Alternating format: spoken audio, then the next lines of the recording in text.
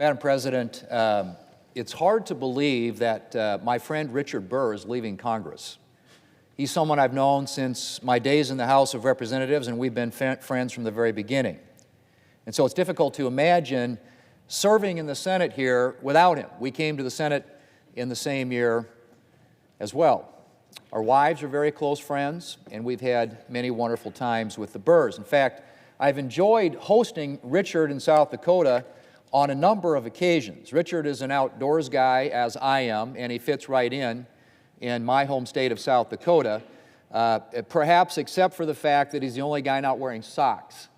Although I will say, Madam President, I have found occasions which have required him to get the socks out of his suitcase.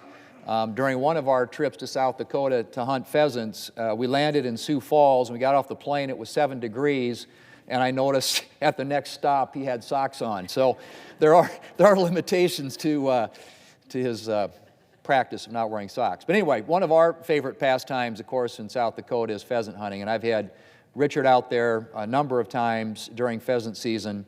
He is a great shot, I will say. He has a favorite place to eat. It's Al's Oasis in Chamberlain, South Dakota, which is known for, among many things, homemade pies.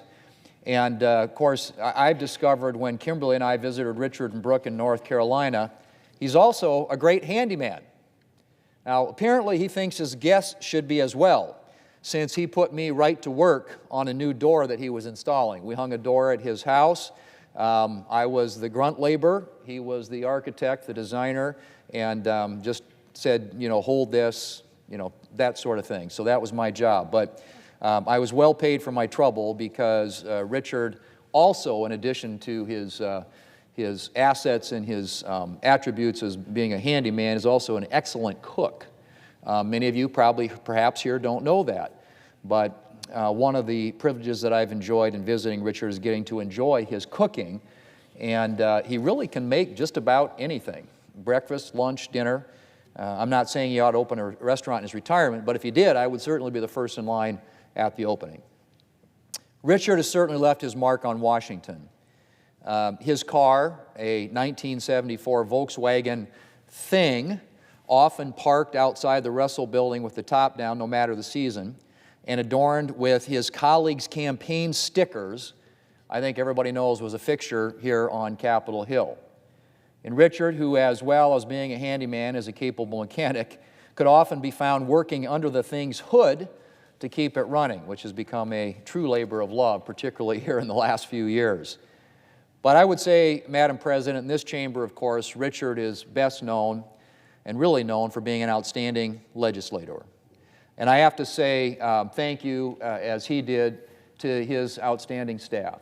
I mean, there isn't anybody here who works here who knows that the heavy lifting in this place gets done by staff. And so we appreciate your many years of service to him and making him such an effective and accomplished legislator. And he mentioned the Capitol staff, the Capitol Police, who are here on a daily basis protecting us. Just say how much we appreciate everything that you have done. But Richard has always been someone who knows how to get things done. In addition to building a great team and staff around him, he knows how to build coalitions, and he knows how to get legislation across the finish line, and that's evident in his record of accomplishment here in the Senate. He talked a little bit about that, but promoting medical research and innovation has been a passion of his.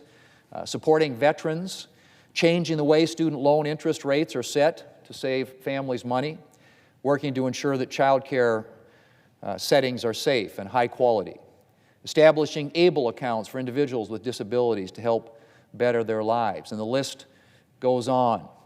Long before COVID, Richard was working to prepare our nation to respond to the threat of a disaster or a pandemic, and since COVID, he's worked to ensure that our nation's future pandemic response reflects the lessons that we have learned. And of course, as he mentioned, his longtime work on the intelligence committees in both the House and the Senate, as chairman here of the Senate Intelligence Committee, the number of hours I know he sat in padded rooms in classified settings, making sure that our country was prepared, working with our intelligence community, as he mentioned, to protect Americans from the threats that we face here at home and around the world. Richard's been a strong advocate for his home state of North Carolina, particularly for veterans. He's worked to bring new VA facilities to North Carolina to ensure that veterans and their families who are exposed to contaminated water at Camp Lejeune receive VA medical care. I think all of us get into this life and the hope that we can one day leave Congress knowing that we've done something to make life better for our fellow Americans. Richard can leave Congress with that assurance. And Madam President, I'm going to miss him. It's a privilege and a blessing when you're able to serve with a friend for so long. I'll miss our daily interactions, but I know that in Congress or not, our friendship will endure. And I look forward to seeing all that Richard's going to do in his next chapter in life. I want to thank, as he said, Brooke, his sons and daughters-in-law, and now grandkids for the many sacrifices that they've made through the years. I think we all know that this doesn't work unless you've got a partner. And Brooke has been a partner for all these 28 years to Richard and a part of everything that he's been able to accomplish here. And so I wish him and his family many more happy hours in the years ahead and congratulate him on his retirement and on a farewell speech that I think we all ought to take to heart. Madam President, I yield the floor.